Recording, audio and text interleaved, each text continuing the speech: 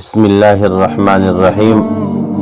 عزتمندو، تاسو ته به معلومه وي چې په پیر جهانګیر صاحب باندې زیشان او د دیو ملګرو چې کوم دی اچانک چاپو لګوله.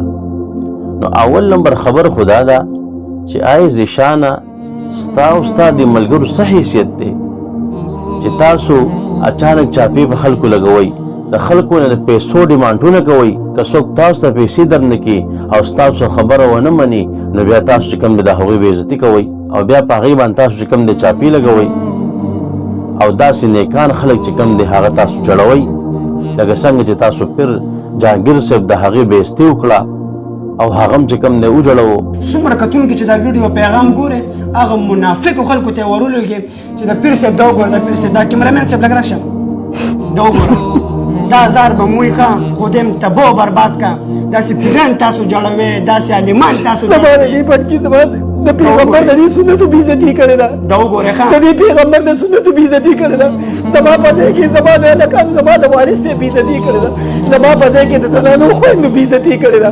اوه اته کسان راپس راغلو، نه دې را در وس خولې ده چې درپسې به سره د ټوپکو درځم.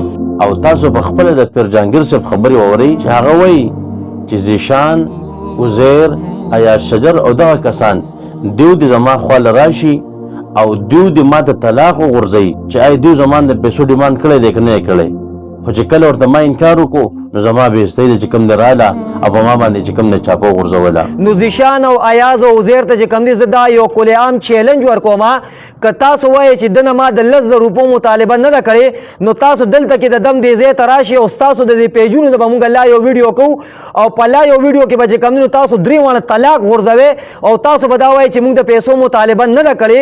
که چېرې تاسو طلاق وغورځو، تاسو وایئ چې موږ د پیسو مطالبه نه ده کړې، دا در سره زما ژبه ده، د دې دم دې ځای ته به زه په خپله باندې طالبام او زه به چې کوم دی نو دا ځای دا به زه بندوم.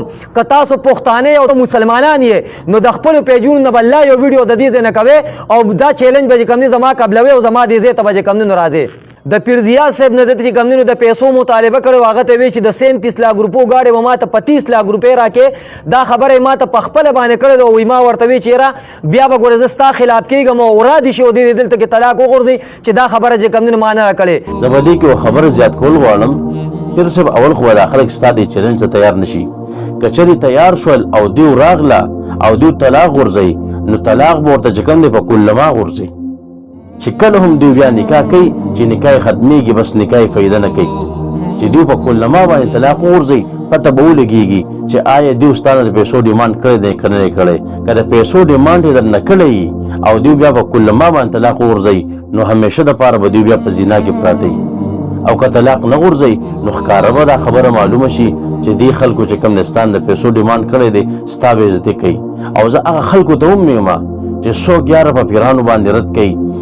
پیرانو کې غلط شته دی، هغه خلک به غلط دي چې چا لمونځ او دس نه ورځي، څوک د ماسپښین او د مازدیګر چې کوم دی هغه د رکعتونو فرق نشي کولی. هغه پیر به غلط وي چې څوک د چا عزتونه چې کوم دی لوټ کوي. او که څوک چېرته عالم وي، یو نیک انسان وي او د الله د رضا دپاره کار کوي او د هر څه نه خبري، نو ته دغه او هغه ناپاکه خلک ټول چې کوم دی په یو تلې کې ولې او ته ټول ته چې کوم دی غلط وي. نو هېڅکله داسې نه ده. او زه پیر صاحب ته ویم چې تاسو له داسې یو بېکاره خلک درشي نو تاسو د هغوی نه د مونځ تپوس وکئ، تاسو د هغوی نه د اودس تپوس وکئ، تاسو د هغې نه د جنازې مونځ واوروئ، تاسو د هغې نه چې کوم دی چېرته دعای قنوت واوروئ. دوی ته به د تش او ډک رکات صحیح پته نه وي، دوی به چې کوم دی په سجده سهو باندې نه پوهېږي، دوی به چې کوم دی د نور څیزونو نه خبر او راځي په تاسو باندې به چې کوم دی چاپې غورځوي. نو خې چې کوم دی دغلته داسې بېعزته کوي بیا آینده لپاره به تاسو باندې چاپې نه لګوي او آینده لپاره بیا ستاسو بېعزتي نه کوي. روپیوال مایک به هم راغستی او زر به چې کوم دی لاړ شو چاپه ده او چاپه ده د علماو د نیکانو خلکو به بېعزتي کوئ او هغوی به چې کوم دی جوړوئ. نو زه وایم که تاسو ځان ته حلالیان وایئ، ځان ته پښتانه وایئ، ځان ته غیرتمن وایئ، د پیر صاحب دغه چیلنج پوره کوئ او د میډیا مخې ته راشئ چې حقیقت ښکاره شي چې آیا تاسو په حقه باندې یو که پیر صاحب په حقه باندې دی. خو زه پیر صاحب ته بیا هم یم چې په کلما به دې خامخا طلاق اخلئ چې دا ټول په کلما باندې طلاق وغورځئ. الله رب عزت دې زموږ نه راضي شي او الله رب عزت دې موږ د خپل نافرمانۍ نه وساتي. وما علینا الا البلاغ.